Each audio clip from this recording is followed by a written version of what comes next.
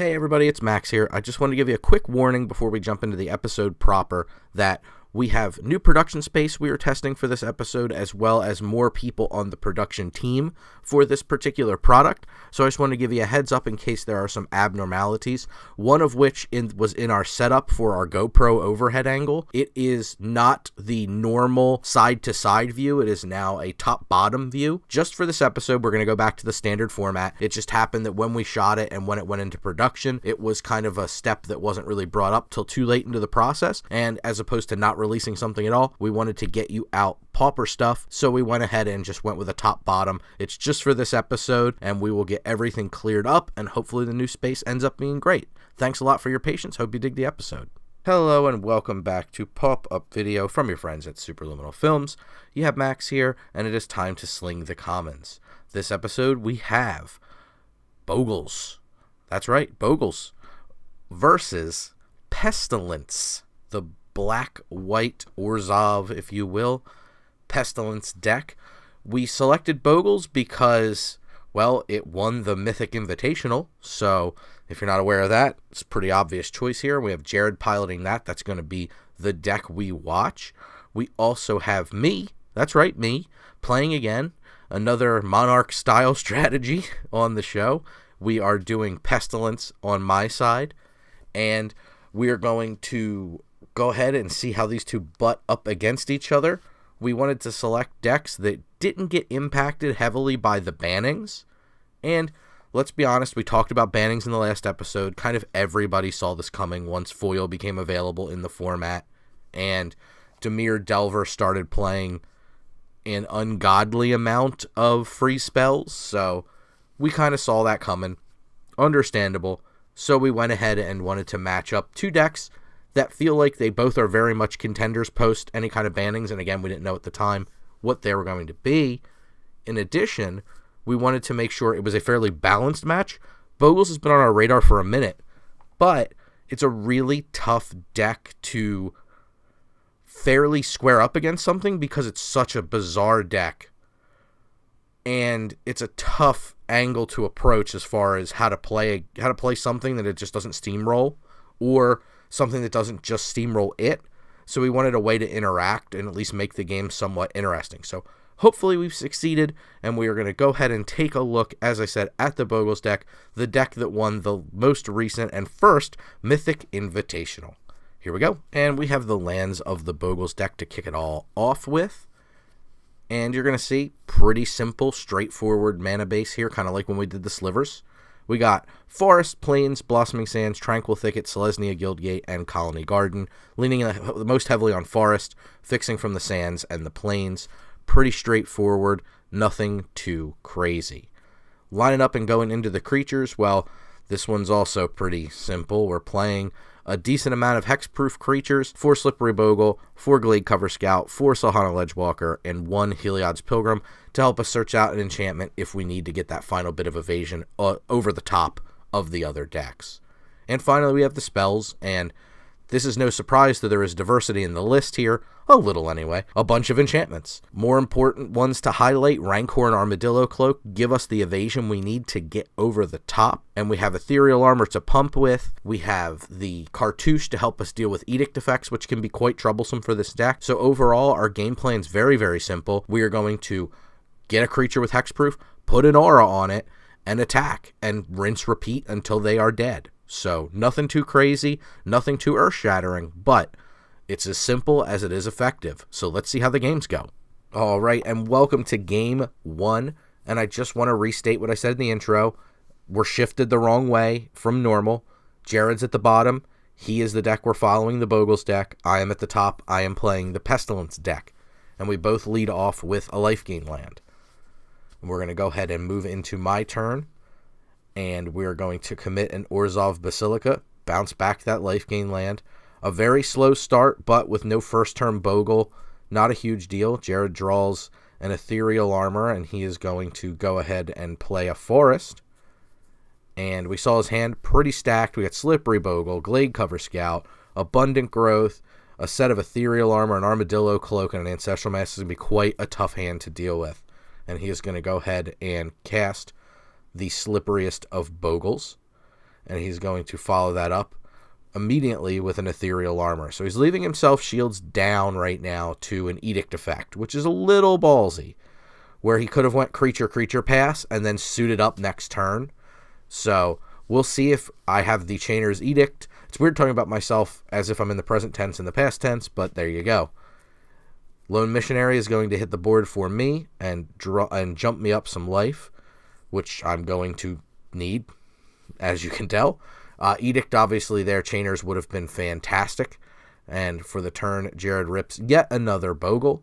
And so he's set up pretty well here to do some pretty nasty things. It's going to hurt, is what I'm trying to say. And he's going to play an Abundant Growth, targeting his untapped Forest, which will draw him a card and also increase the value of the Ethereal Armor.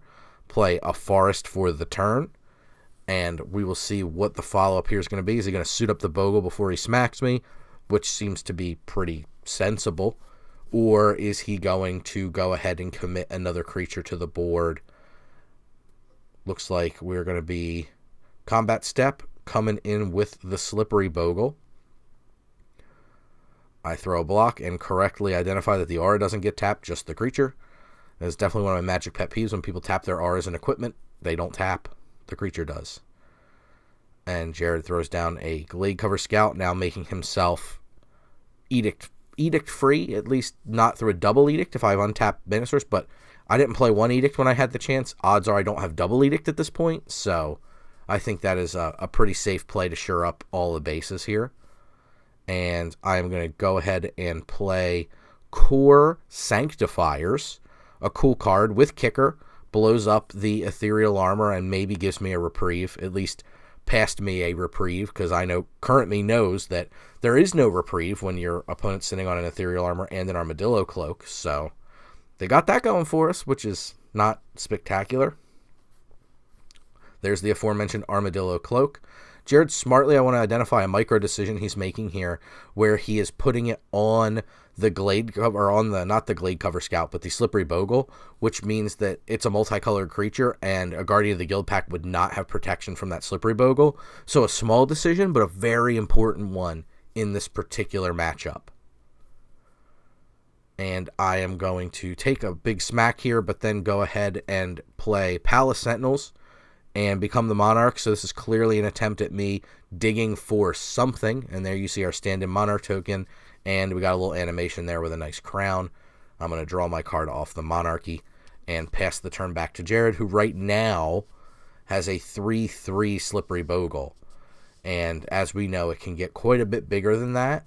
And the trample is the real problem I have, because I'm going to have to commit multiple blockers if I want to defend the Monarchy. So definitely a bit of a problem there for me. And not going to make things easier as he plays a second Ethereal Armor. It's a pretty good, and that is for each enchantment you control. So not just enchant creatures, but that Abundant Growth is also giving a big benefit here. And Jared is going to play Cartouche of Solidarity and make a Warrior token. Our stand-in is Jack Burton, so, you know, Kurt Russell's great. And he's going to smack me pretty hard and become the Monarch himself and draw a card. Colony Garden is okay. Not a spectacular draw, but an okay draw. He's going to pass it back over to me, because that's how the Monarchy works. And he's going to Bojuka Bog. I'm going to Bojuka Bog. Jared's single graveyard card. Bojuka Bog not really relevant here, obviously, and for other things. I'm going to toss the dead weight onto something we can actually dead weight, which, you know, removal, right? Because an Edict here would at least get a 2-for-1 out of it. This is me trying to claim the Monarchy back. If Jared blocks, he loses his creature. Therefore, I could then set up an Edict. So that was my plan there, is to try to set up an Edict. Edict's here is still a 2-for-1, so it's fine. And as of right now, I am at 6 mana. So 2, 3, 4, yeah, 6 mana. So I can set up, if he can't play another creature, I can set up a Flashback Chainers next turn. If my hand is able to be landed, things like that. And we get the Thraben Inspector for a clue token. Not super relevant, but again, you got to cast your spells. It's 2 toughness that will keep me alive a little bit longer. Maybe I can throw a 6-point gang block up here. But right now, that Ethereal Armor is good for a +3. as well as the 2 from and yeah, this Ancestral Mask is basically going to put him over the top. Again, this is each other enchantment in play. So, this creature is ginormous, and it's pretty much it's going to be near impossible to be taken out. My only hope is that I think if I take a smack here, it knocks me down very low. Yeah, it knocks me to 4. The hope here is that there's no follow-up creature. If there's a follow-up creature, I basically lose on the spot. And there's your follow-up creature, and it's a hexproof creature.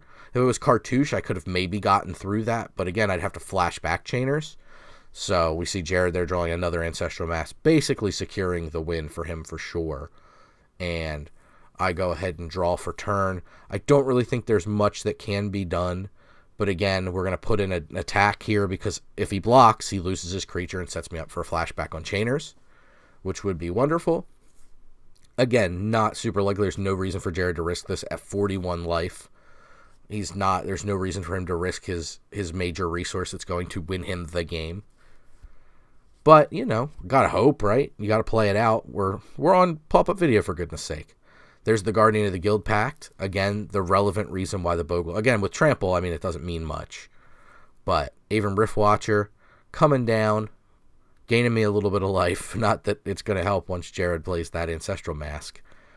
And I gave a thumbs up there. It was probably meant I drew that 7th land I somehow didn't have there to flashback the Chainers. But again, he was covered a million ways from Sunday on this one. So it's pretty much all she wrote for me once he cast this Ancestral Mask.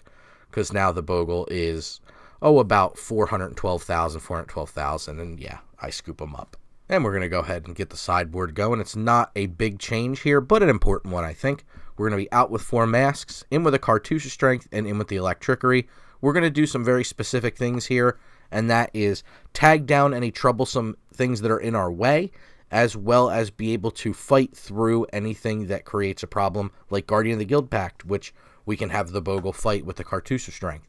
So that's the hope here. Again, not a huge change, but the Ancestral Mask is slow. The removal's a little bit more potent, so we're going to go ahead and give that a whirl. Okay, we're all sideboarded up and ready to go for game 2. I start off with a very useless Bojuka Bog targeting Jared, and we pass the turn back over to him.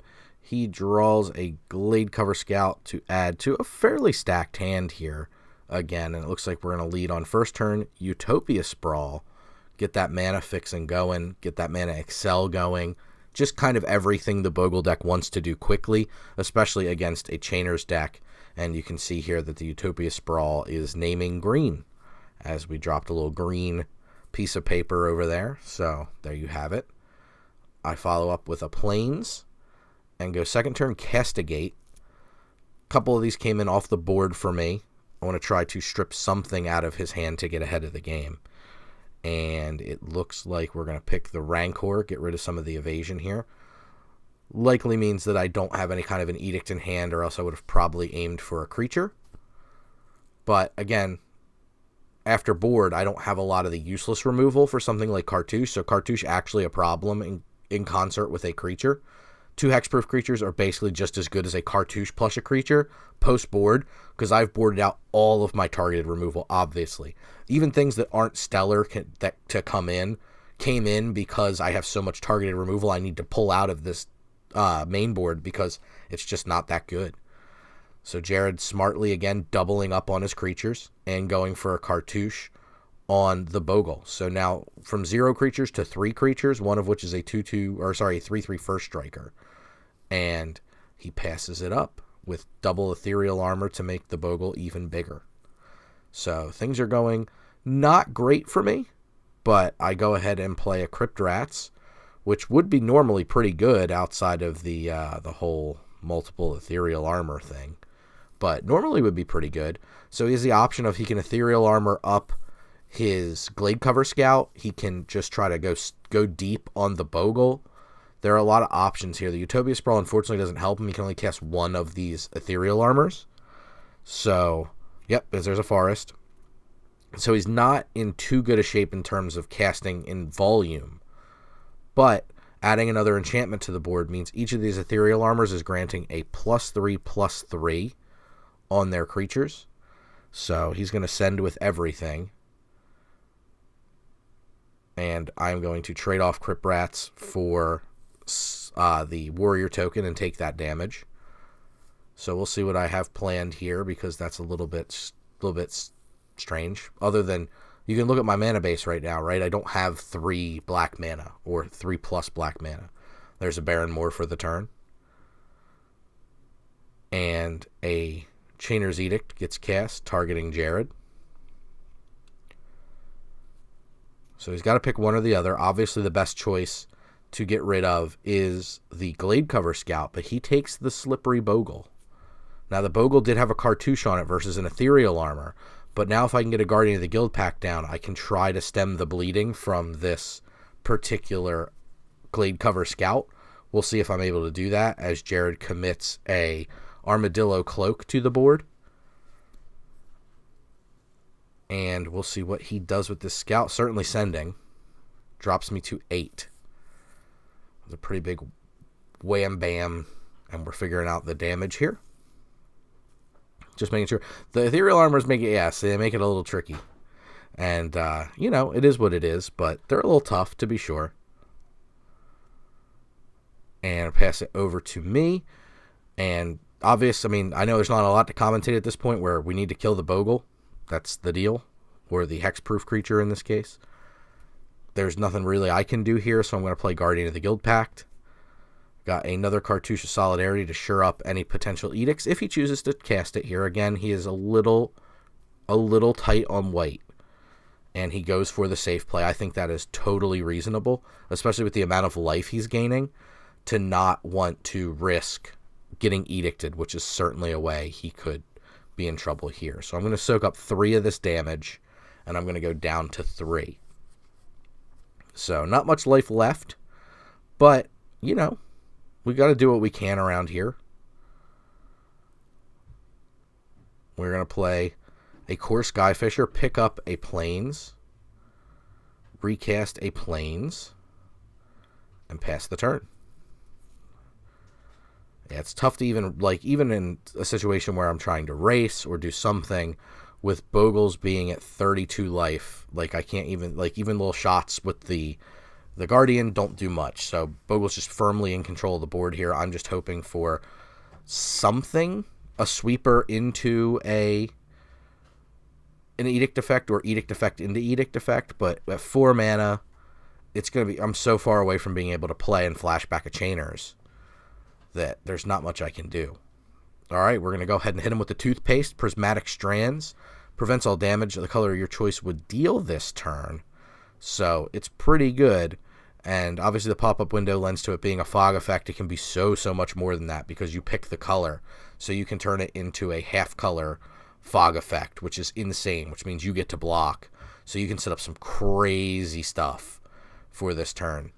And I am going to play a Pestilence, the namesake of the deck. It is pretty darn good, and it's kind of what the deck's intending to do. So I can hopefully try to set up Pestilence for 1, Edict that Gladecover Scout. Is about the only way I can survive. And I'm tapping out because I can flash back the Prismatic Strands, because, it's just tap a white creature for that one. So, pretty simple. Going to go ahead and Prismatic Strands on green. Thanks, Jared. So, again, preventing the damage. Again, and I apologize, it is a little academic at this point. I'm just trying to live while the Bogles is trying to win. So here's the window to cast an Edict, if I can find it. That'd be helpful. We've got a Duress. Sahana Edgewalker cannot be duressed. So that's bad news for my potential Edicts. And sending for 4 damage, again, in the face of all that life gain, is not great, but it's been shut off the past couple turns because of Prismatic Strands. So, packing away is something, but it's not everything, especially with a Pestilence out. Prismatic Strands, number 2, coming down. More Toothpaste for green. Thanks, past me. And Jared passes it back. And this time I won't be able to swing both creatures because I'll need to flash back that Prismatic Strands, presumably. Or not. Maybe I have one in hand. We'll see. We have a Standard Bearer coming out of the board for me. This card's pretty bonkers. Any enchantments that Jared casts now go to the standard bearer. Well, maybe not that abundant growth, because standard bearer is not a land as good as it is. One thing it is not is subtype land. So, sorry, super type land. So, there you go. It is what it is. That'll give him a card draw. And at 2 life, man, there's not much I'm going to be able to do here. Cartouche Strength, not super useful here against the Guardian of the Guild Pact. Can certainly do something against the Core Skyfisher. The reason the cartouches are also good is because it can only enchant a creature you control. So it cannot target the standard bearer, which is pretty interesting stuff. A little new magic technology fighting against these old Apocalypse cards. Pretty interesting stuff. I like it.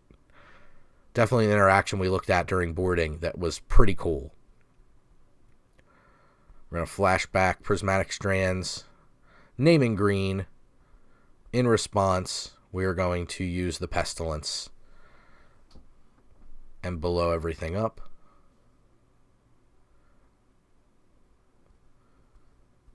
And that will negate the effects of the Cartouche Strength, the fizzle as they call it. And Jared just getting saucy and swinging anyway for 0 damage. 21-1, not too promising, but the Bogles deck's certainly bogling it up.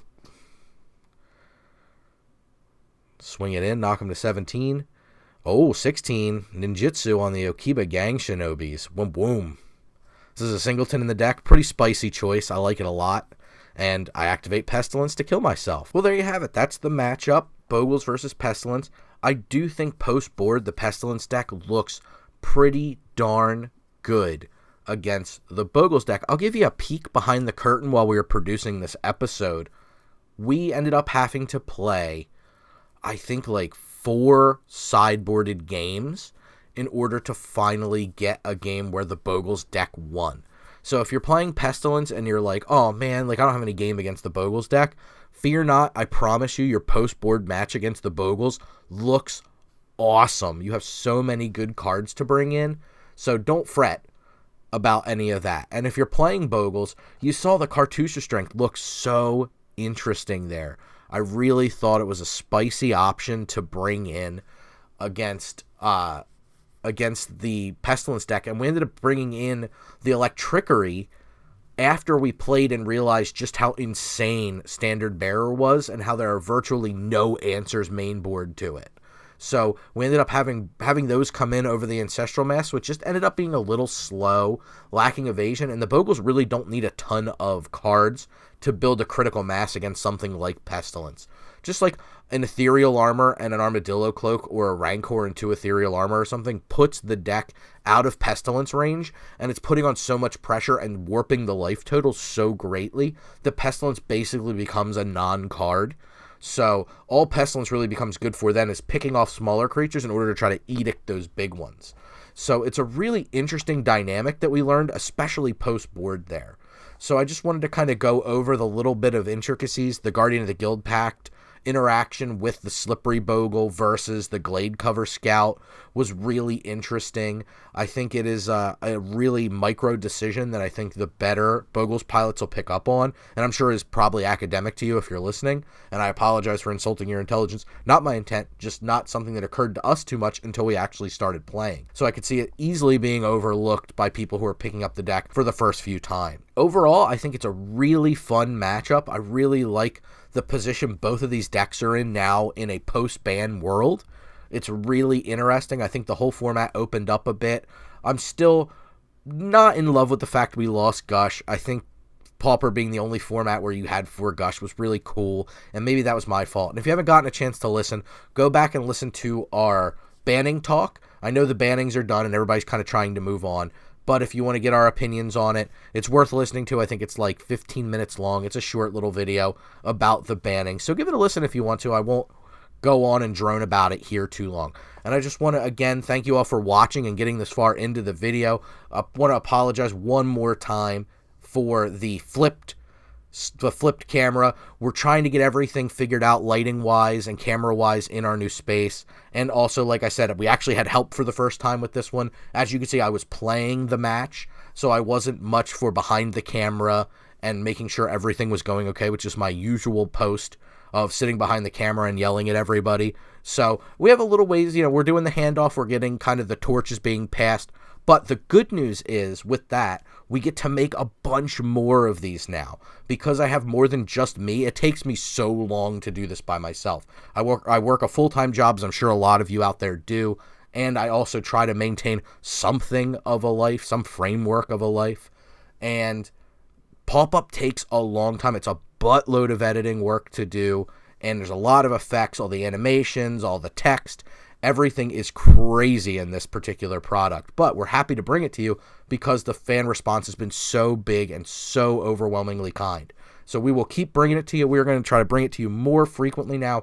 Our schedule, tentatively, don't hold me to this, but I want to let you know, because you managed to make it this far into the video, is looking to be 8 months out of the year we're going to release it. So 8 episodes of Paup-up video per year. And if they continue to be killer like they have been, as far as response and everything from the community out there, and again, thank you, we will try to push it even farther if we can. It just takes more people. So that takes time. It takes committed people. And we're trying to work towards money.